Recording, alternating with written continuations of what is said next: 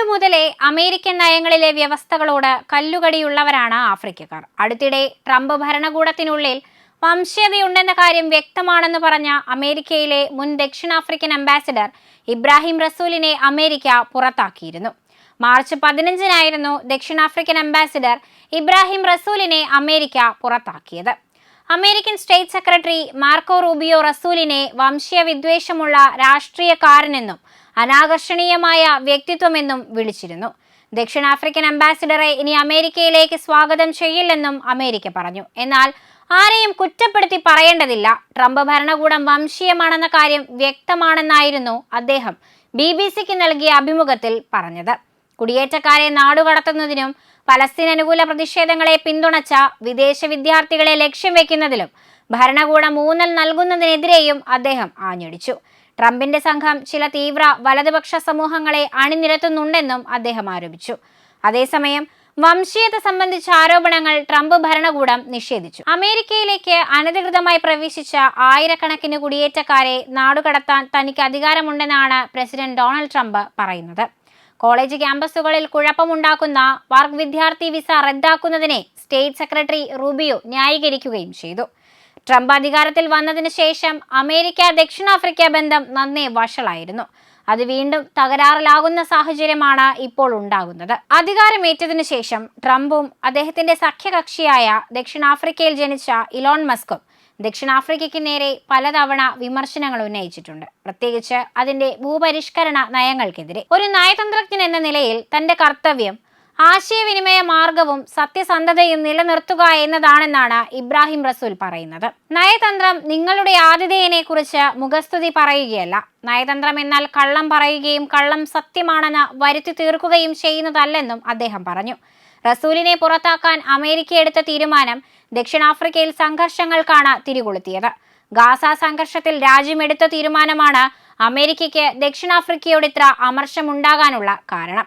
അന്താരാഷ്ട്ര നീതിന്യായ കോടതിയിൽ ഇസ്രയേലിനെതിരെ ദക്ഷിണാഫ്രിക്ക സ്വീകരിച്ച നിയമ നടപടിയും രാജ്യത്തിന്റെ വർദ്ധിച്ചു വരുന്ന സഖ്യവും പലസ്തീൻ അവകാശങ്ങൾക്കുള്ള പിന്തുണയും അമേരിക്കയുടെ രോഷത്തിന് കാരണമായിട്ടുണ്ടെന്ന് വിശകലന വിദഗ്ധർ അഭിപ്രായപ്പെടുന്നു. ഗാസയിലെ യുദ്ധത്തിന്റെ പേരിൽ അന്താരാഷ്ട്ര നീതിന്യായ കോടതിയിൽ ഇസ്രയേലിനെതിരെ ദക്ഷിണാഫ്രിക്ക നിയമ നടപടി സ്വീകരിച്ചതിനെ ട്രംപ് ഭരണകൂടം അപലപിക്കുകയും വെളുത്ത വംശജരായ ദക്ഷിണാഫ്രിക്കക്കാരുടെ ഭൂമി പിടിച്ചെടുക്കുന്നതിനായി ദക്ഷിണാഫ്രിക്കൻ സർക്കാർ വിവേചനം കാണിക്കുന്നുവെന്ന് ആരോപിക്കുകയും ചെയ്തിരുന്നു. പിന്നാലെ ദക്ഷിണാഫ്രിക്കയിലെ ഭൂമി വിനിയോഗ നിയമത്തിനും ഇസ്രയേലിനെതിരായ ICJ കേസിനും പ്രതികാരമായി ദക്ഷിണാഫ്രിക്കയ്ക്കുള്ള സാമ്പത്തിക സഹായം നിർത്തിവെച്ചുകൊണ്ടുള്ള ഒരു എക്സിക്യൂട്ടീവ് ഉത്തരവിൽ അമേരിക്കൻ പ്രസിഡന്റ് ഡൊണാൾഡ് ട്രംപ് ഒപ്പുവെച്ചിരുന്നു. ദക്ഷിണാഫ്രിക്കയിലെ ഭൂമിയുടെ 85% വെള്ളക്കാരുടെ കൈവശമാണെന്ന കണ്ടെത്തലിനെ തുടർന്നായിരുന്നു ദക്ഷിണാഫ്രിക്കൻ സർക്കാർ സ്വത്ത് കണ്ടുകെട്ടാനുള്ള നിയമം കൊണ്ടുവന്നത്. വാണിജ്യ സൈനിക ആണവ ക്രമീകരണങ്ങൾ വികസിപ്പിക്കുന്നതിനായി ദക്ഷിണാഫ്രിക്ക ഇറാനുമായി ചേർന്ന് പ്രവർത്തിക്കുന്നുണ്ടെന്നും അമേരിക്ക ആരോപിക്കുന്നു.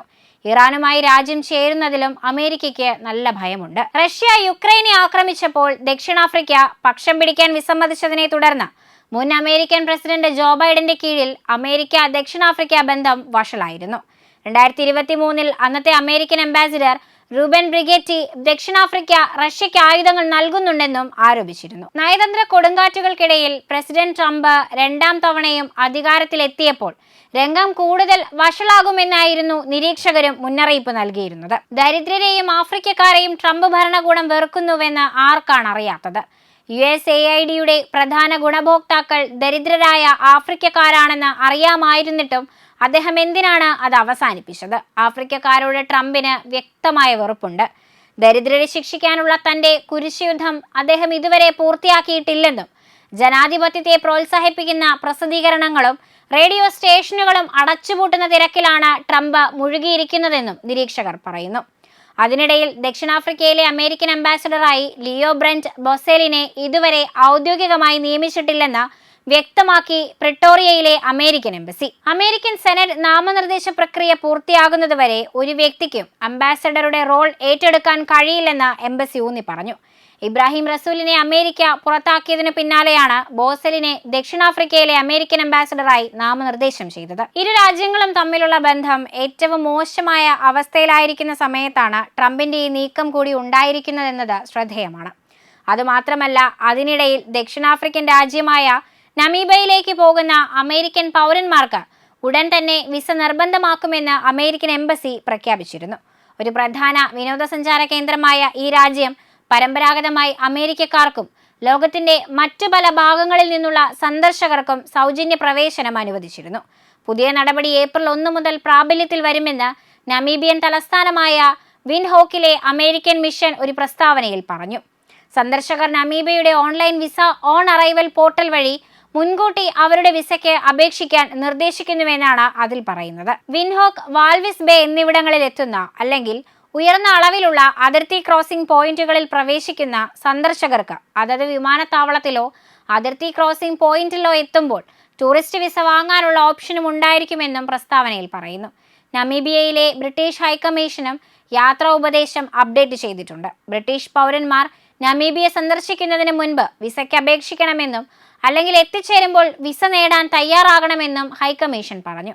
ബ്രിട്ടീഷ് സർക്കാരിന്റെ കണക്കനുസരിച്ച് യാത്രക്കാരന്റെ പ്രായം കണക്കിലെടുക്കാതെ ഒരാൾക്ക് 1600 നമീബിയൻ ഡോളറാണ് ഇതിനുള്ള ചിലവ്. കഴിഞ്ഞ വർഷം നമീബിയ പുതിയ വിസ നയം പ്രഖ്യാപിക്കുകയും പരസ്പര സഹകരണത്തിന്റെ അഭാവം ചൂണ്ടിക്കാട്ടി രാജ്യത്തെ പ്രധാന വിദേശ ടൂറിസം വിപണികൾ ഉൾപ്പെടെ 31 രാജ്യങ്ങൾക്കുള്ള ഇളവ് പദവി പിൻവലിക്കാൻ പദ്ധതിയിടുകയും ചെയ്തിരുന്നു. നമീബിയയുടെ നിയന്ത്രണങ്ങൾ ബാധിക്കാത്ത വിദേശ രാജ്യങ്ങളിൽ റഷ്യയും ഉൾപ്പെടുന്നുണ്ട്.